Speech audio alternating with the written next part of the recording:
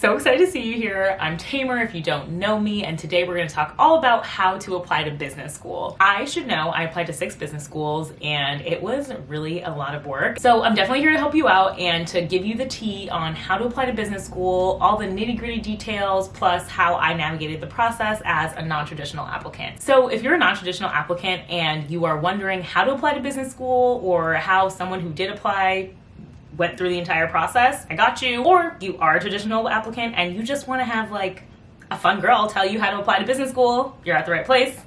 Let's get into it.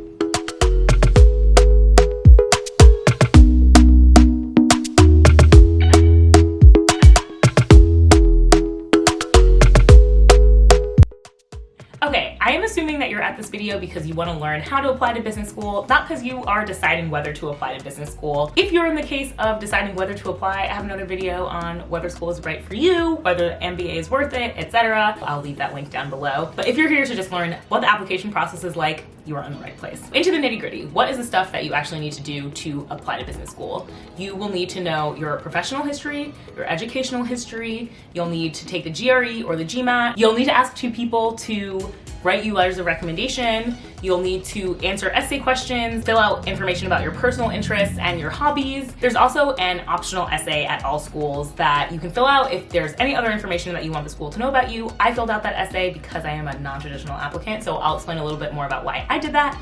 And then do not forget, there is an application fee. Yes, you need to pay the school so that they can have the honor of reading your application. 75 bucks, I think is the average. So definitely put aside some money for that. It is steep. If you're applying to multiple schools, it could be like $200 to $300. That is no joke. Before we dive into everything though about how to make your application the best it is, what I just want to say first is every single person applying to business school thinks that they are not perfect. Everyone feels like there's something about them that will make a business school not want to accept them, unless you're incredibly arrogant, in which case this is not the video for you. Don't be scared and think that you're not perfect, so it's not worth applying. No one is perfect. Everyone who applies and gets in had something wrong with their application, and so it's just about really presenting yourself in your best and most authentic light and letting the school get to know you for who you are. So now that that disclaimer is out of the way and hopefully you feel comfortable applying, let's go through all the different parts of the application process. I'm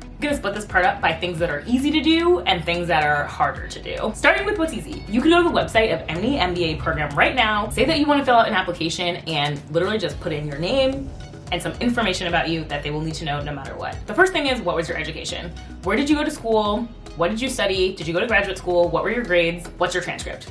Super simple, super easy. You might have to hit up your college or grad program to be like, hey, can you send this to me? I've heard that some colleges charge you when you ask them for your transcript, which I think is incredibly rude because you already paid $200,000 to go there. Hopefully your school doesn't charge you and you can get an official copy of your transcript and put it into the MBA application portal. The second thing, which is also really easy to fill out, is what was your professional experience. That is really similar to a resume. You'll also have to upload a resume. In addition to the resume though, there is a section on most of the schools, or the ones that I remember, where you can add a little bit more detail about what you actually did. For me, for example, I was on the content strategy team at YouTube and I wrote that in my resume, but I think I also wrote more detailed bullet points on a specific page in the MBA application portal. That's easy because you know where you worked, you know how many people you managed, and you know what you did.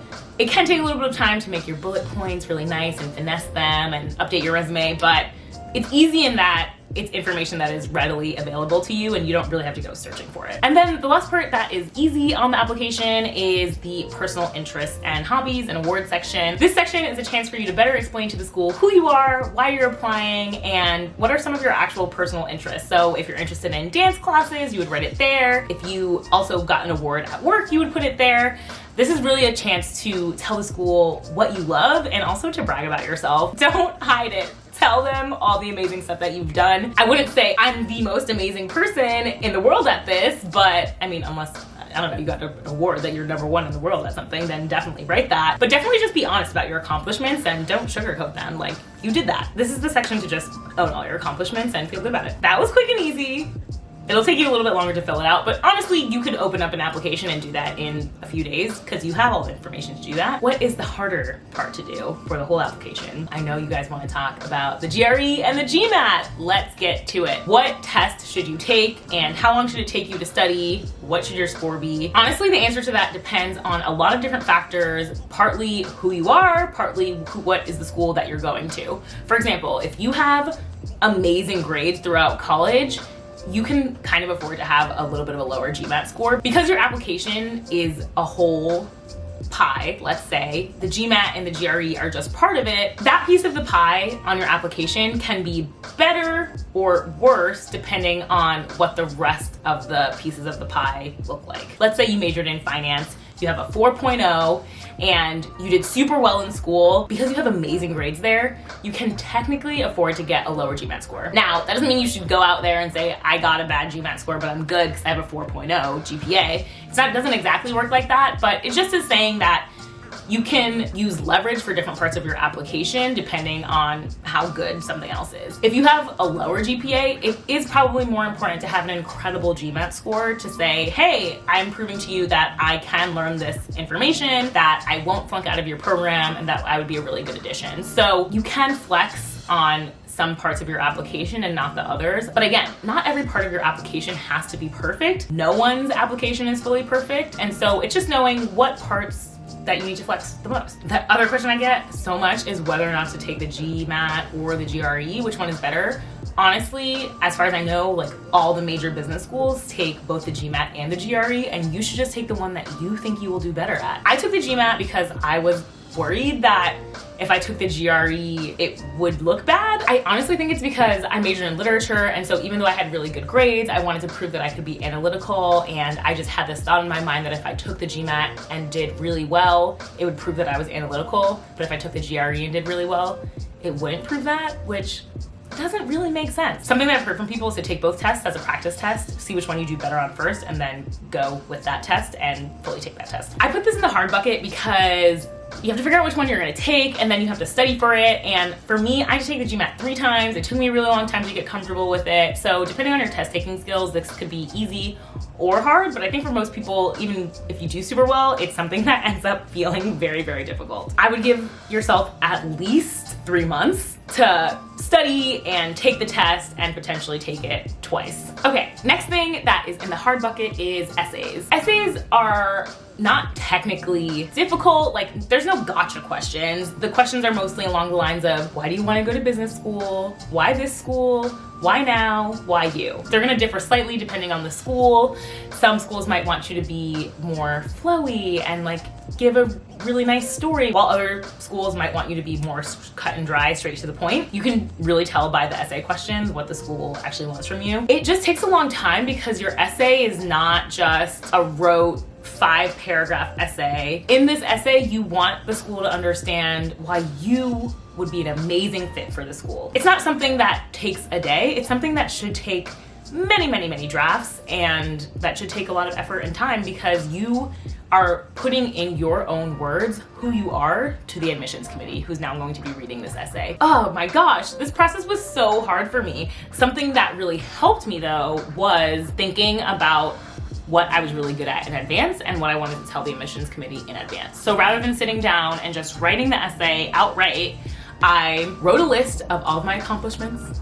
I wrote a list of everything that I wanted the admissions committee to know about me, of why I thought it'd be a good fit for each school. I then tried to fit that information into all of the essays that I wrote. Yeah, it took a long time to make that sound nice. You're trying to tell a school that you're amazing and also that their school is amazing and that you two would amazingly fit together while bragging about yourself. It's a weird exercise. It takes a minute. So definitely give yourself some time to get good at that. Ask people to read it, but not too many people, because having too many people's thoughts on something can like totally mess up what you wanted to do or where you were going with the essay. Be true to yourself and ask people who know you super well, and don't be afraid to rewrite the draft. Don't be afraid to start from scratch. It's so integral to your application that you cannot take it lightly or for granted. That essay can move mountains for you, especially if you feel like any of the other parts of your application are not as strong as the average of your school. Next part of the hard bucket is the optional essay. A lot of people don't feel the need to fill this out, and it's totally fine. It is actually optional. I think that most people don't fill this out, but if there's something that you want the school to know about you that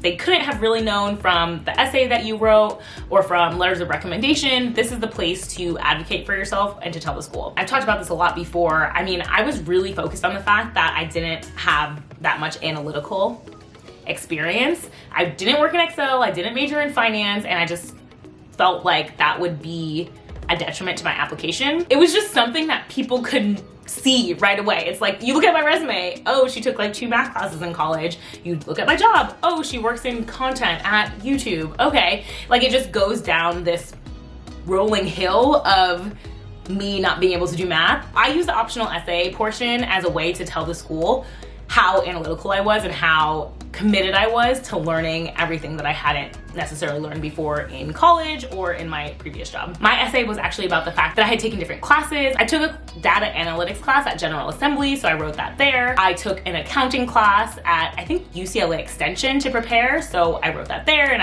I scored really well in both of those classes. And I also just said how I was super excited to be more analytical, and that's why I was going to the school, and basically like, you guys should take me because I will learn how to do the thing that you probably think I can't do by looking at my resume. It made me honestly feel better about applying to the school, and also I think it put my application in a more favorable light because I wasn't shying away from something that would likely be an issue on an MBA application. I was addressing it head on. If there's anything negative that happened to you that obviously the school can see in a background check or that you would have to write in the essays, definitely a good chance to explain it there because you don't really get another chance in the application to talk about yourself or to give some sort of extra explanation about yourself. Highly recommend using it if you feel like you're untraditional in any sense or there's something else you need to tell the school, but definitely no pressure to use that box. A lot of people don't. So if you're like, I'm actually Gucci, like, you're fine. Don't use it if you don't need to. Our next hard part bucket is letters of recommendation. The reason that this is hard is because you need to identify who's going to be a recommender and also give them information that they need to write you a really good recommendation. This also depends on what type of job that you're in. In some jobs, people apply to business school all the time. Your manager absolutely knows how to write a recommendation for business school. You might just have to remind them of all the really cool stuff that you've done so they can have it as mind as they're writing your recommendation, but they don't really need help. Now, let's say you work in a job where people don't normally go to business school or to grad school in general, and now you're really just having to teach people how to write a letter of recommendation. Give them all of the information possible. Identify people who know you really well, who can speak to your work ethic, who can say that you would be amazing for the job. Like, that's really important. I chose my manager and my director. I know some people choose their bosses at work, maybe their boss at a place that they volunteer at. It's less important, I think, where the person comes from, as long as it's someone that you actually work with and they know your style and can really speak to how good of an employee or person you are to work with in general. That really comes through when it's authentic and clear. I gave my recommenders so much information. I had this entire recommender packet that had information about all of the schools that I was applying to, what all of those schools looked for, and then what I wanted them to write in each essay. I didn't write the recommendation for them at all, but I just gave them all of the information that I wanted them to include. Again, going back to the fact that I really wanted to tell schools, like, I can do math. I asked my recommenders to talk about the analytical projects that I had done, and I also wanted to make sure that they spoke about different projects because they were both for my job. It would be less of a big deal if you asked someone from your job and someone who wasn't at your job. Because they had both seen a lot of the stuff I had done, I basically gave them like 2 different buckets of projects that I wanted them to talk about so that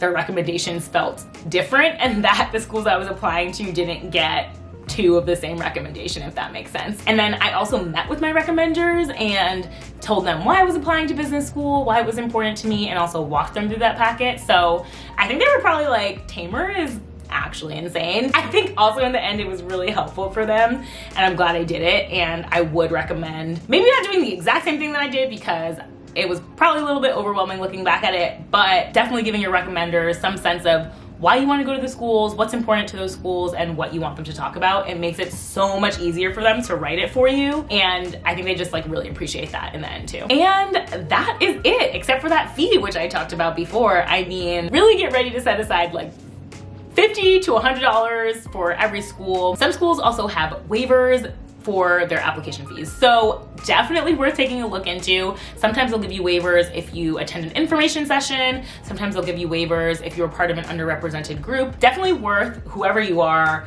hitting up the admissions office and asking them if it's possible to have a waiver. And that's it. So easy. No, just kidding. I mean, we went through this in like 10 minutes, but in real life, it takes so long to apply to business school. I feel like I spent a year of my life just in the trenches, getting ready to apply, being super excited about it, putting all my information together. My biggest advice, give yourself extra time, do all this stuff really far in advance. If you can take the GMAT or GRE right after college or during college, I feel like that would be the best because you're into study mode already. You don't have to worry about getting into it while you are working. Oh gosh, that was horrible. But obviously, it was also possible. That is it for how to apply to business school. Please let me know if you liked it. Leave me a comment below if you have any questions. I'm totally happy to answer them. And good luck applying to business school.